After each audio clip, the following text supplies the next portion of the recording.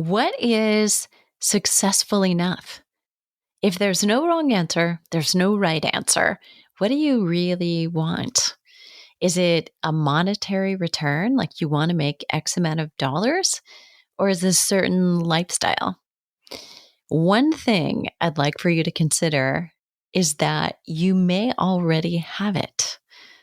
I realized not long ago that I am living my best life day to day.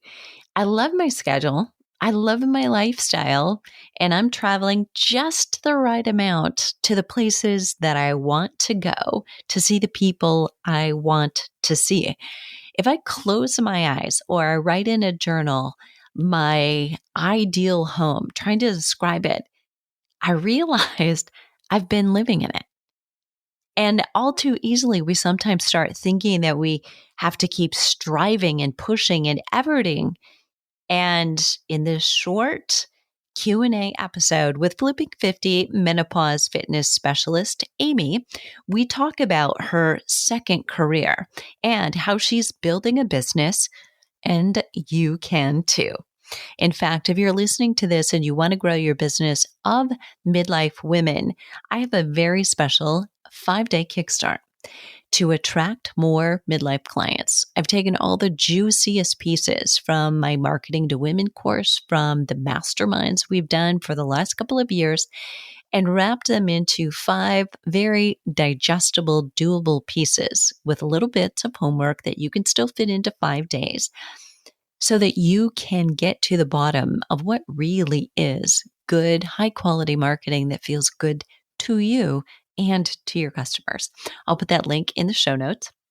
That, by the way, will be at fitnessmarketingmastery.com/successful enough. My guest today is Amy Van Loo.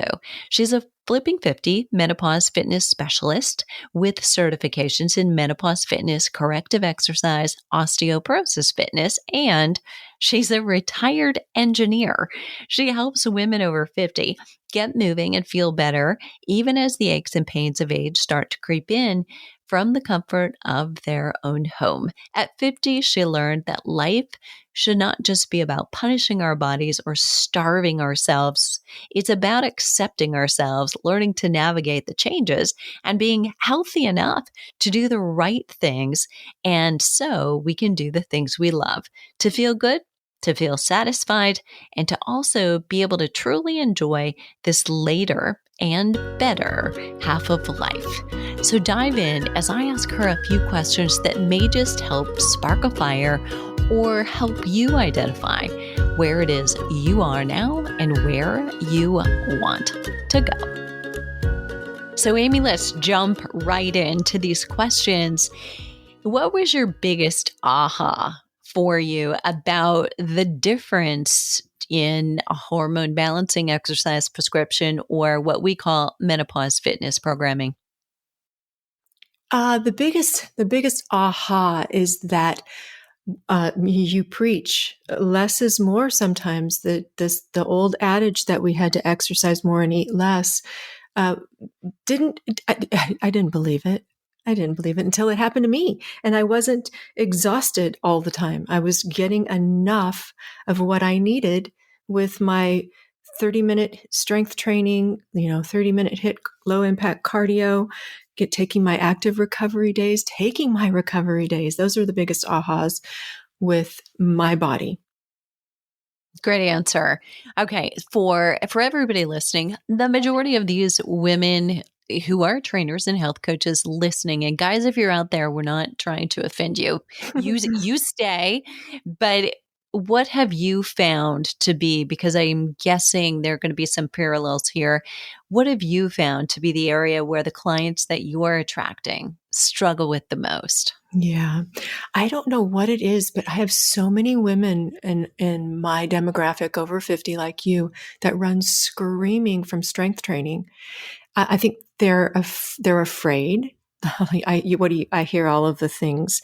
I'm going to bulk up. I'm gonna hurt myself. I need to do cardio all the time. That's what I have to do, and I can't fit in any strength training. And it takes me quite a bit of time and convincing to share the benefits of that. That's the biggest one, I think, the strength training piece. And then, of course, I've got this both sides of the bell curve. The people that I need to coach to do less, and then some that need to push themselves a little bit more get through their uncomfortable zone. Great answer. And I'm guessing that probably resonates with a lot of people. Still hear the old, I don't want to get bulky. Yeah. Or I don't want to get hurt. I Yeah. think that's true too. And I'd have to say that it's been within the last year. And I was like, I think I needed to sit down while I was looking at that one. But somebody said, as I finished a master class or live presentation talking about the benefits of strength training and the need to do it for optimal aging. And she was like, how am I going to fit all this in? I mean, I need to do cardio to burn fat. And I like, oh my gosh, where did I go wrong here? I know. What was it I didn't say? So we have work to do, my friends. We do. Oh my goodness. It is ingrained in so many women our age. All right, you girl, congratulations, by the way. You are a recent cover girl. We should talk just a little bit about that. And we've talked about the need and the importance of publicity because honestly, it's like, it's never, who you talk to, who you get interviewed by, what stage you're on, what you write or who you write for, but it's what you do with that thing afterward that leads to it being a really valuable piece for you. So now you have like this little chunk of gold that you can use for months and years actually in the future.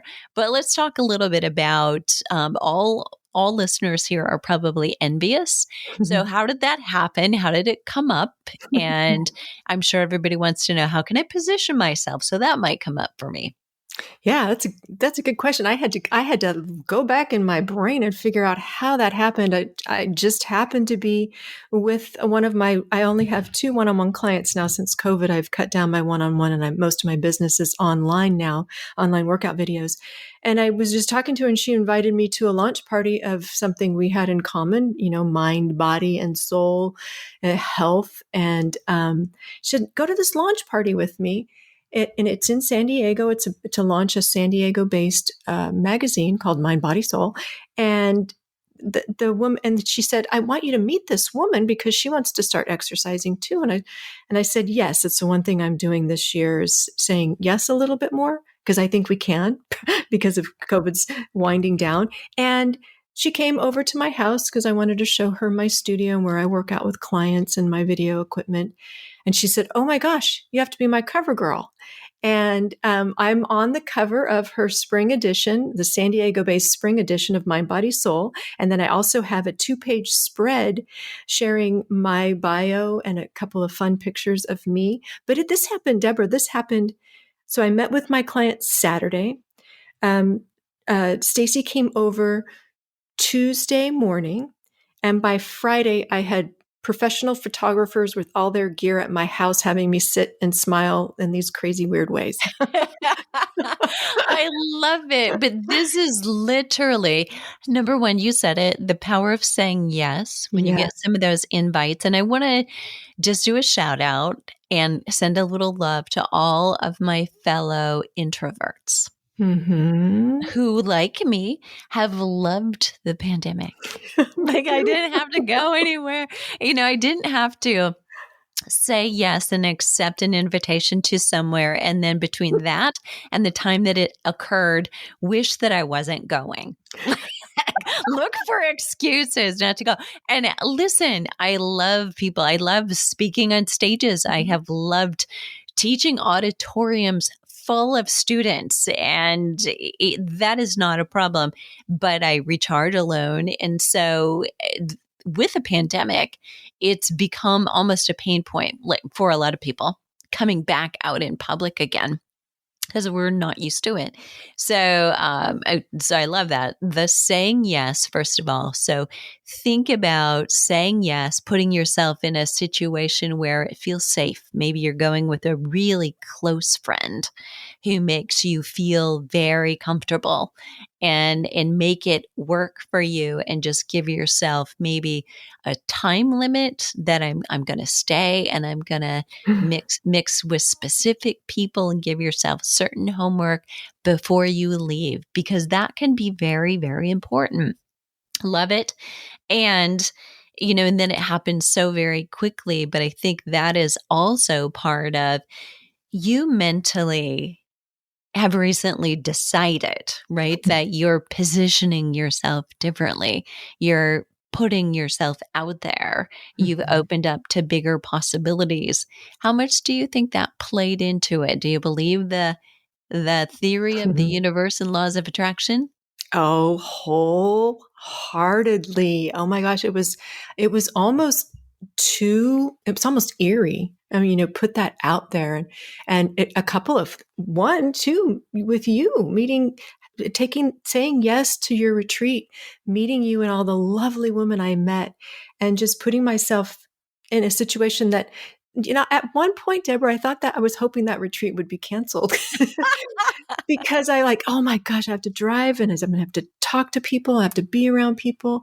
And, but just pulling up my big girl pants and saying, yep, I'm going to put myself out there, but setting boundaries. I didn't, we went to the launch party, my husband and I, and he's an introvert as well. And we left a half an hour early. I did my thing, but just set boundaries and say, okay, I can do this much, but it's okay if I don't do more than that. And that felt really good.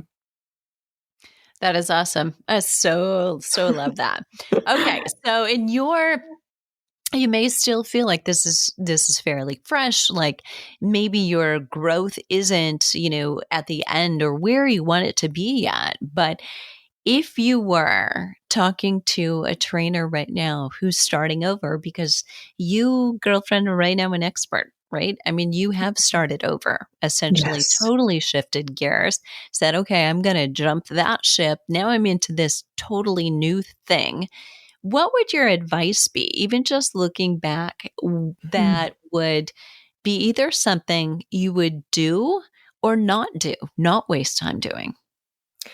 Yeah, I think what I would do is, again, if I did it again and even more wholeheartedly, is not be afraid to fail. I mean, my company is called Be Healthy Enough, and I want to be successful enough, or it doesn't have to be perfect. I can get out a program.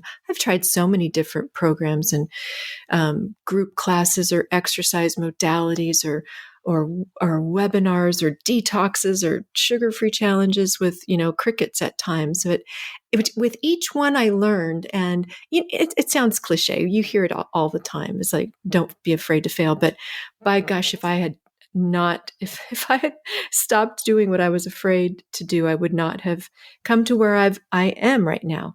And then also, what I would do differently is I would have asked for help a little bit sooner.